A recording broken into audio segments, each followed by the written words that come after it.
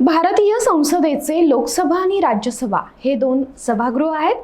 यातलं लोकसभा हे कनिष्ठ तर राज्यसभा हे वरिष्ठ सभागृह आहे.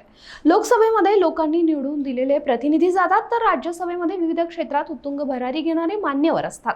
या दोन्ही सभागृहांमध्ये विधेयक मांडून त्यावर साधक बाधक चर्चा होते आणि मग त्याचं रूपांतर कायद्यात होतं. दोन्ही सभागृहांचं पावसाळी, हिवाळी आणि अर्थसंकल्पीय अधिवेशन वर्षातून एकदा होतं. मात्र या दोन्ही सभागृहामध्ये जे कार्पेट आहे त्या कार्पेटचा रंग हा वेगवेगळा असतो.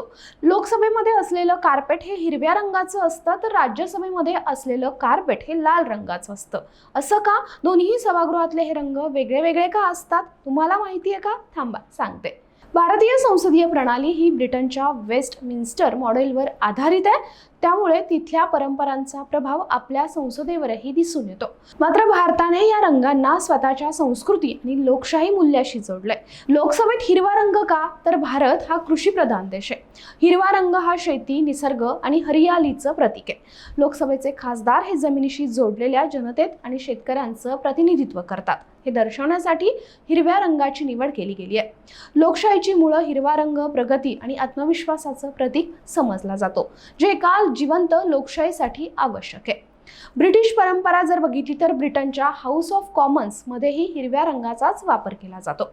राज्यसभेला वरिष्ठ सभागृह किंवा काउन्सिल ऑफ स्टेट्स म्हटलं जातं. इथले सदस्य थेट जनतेतून न येता घटक राज्यांच्या विधानसभांमधून निवडून येतात.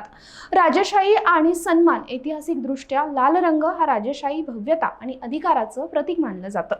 राज्यसभा हे वरिष्ठ सभागृह असल्यानं तिथल्या गांभीर्याला आणि प्रतिष्ठेला साजेसा लाल रंगाची निवड तिथे करण्यात आली आहे.